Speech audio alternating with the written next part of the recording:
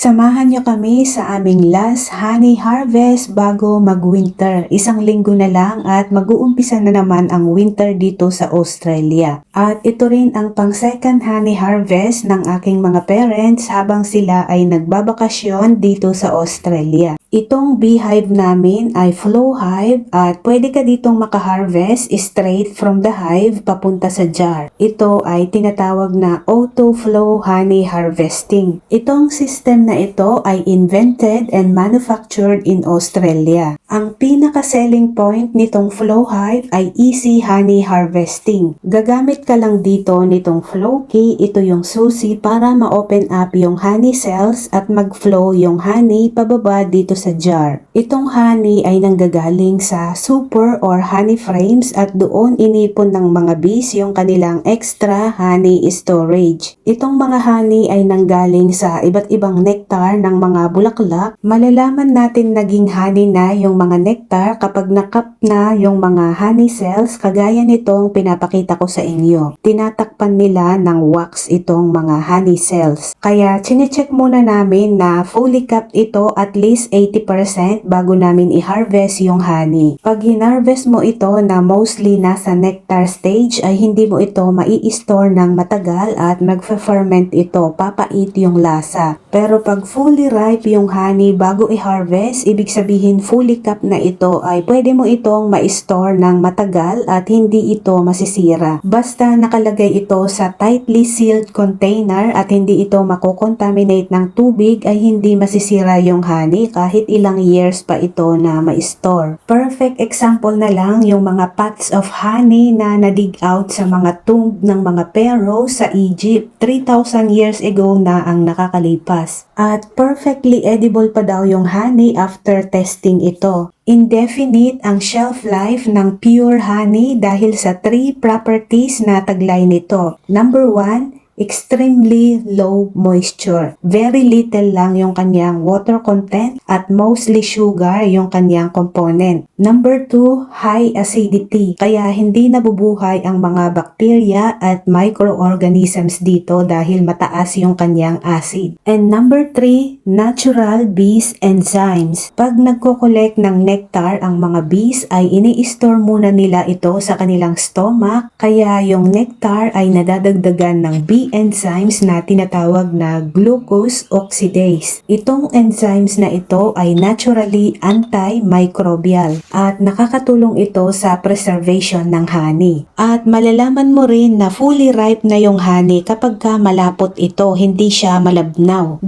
honey frames lang yung hinarvest namin kasi yung mga matitira na ay pang food storage ng mga bees during the winter season. Pag winter season kasi ay kumukonti ang mga bulaklak. Ang peak honey flow season talaga ay spring to summer. Very short lang naman ang winter dito sa Southeast Queensland, umaabot lang ito ng 2 months. Ito na yung first 2 jars of honey na na-harvest namin. Medyo magkaiba yung kulay nila. Hindi lang masyadong halata kasi medyo padilim na dito sa amin. Mas darker yung color nitong nasa right, yung nasa pinakagilid na frame. Ang color ng honey ay nakadepende kasi sa flowers kung saan nanggaling yung nectar. Pinupuno muna nila yung isang frame at saka nila isusunod yung next frame. So, magkakaibang batch nila pinupuno yung mga honey frames. Kaya magkakaiba sila ng kulay kahit na iisang beehive lang. Pero kung ang location ng beehive mo ay nasa isang malaking farm ng iisang plant, for example, macadamia farm, ay malamang iisa lang din yung kulay ng honey. Ito na yung aming final harvest from the 2 honey frames. Inabot kami ng 40 minutes at ang total na na-harvest ay 4.8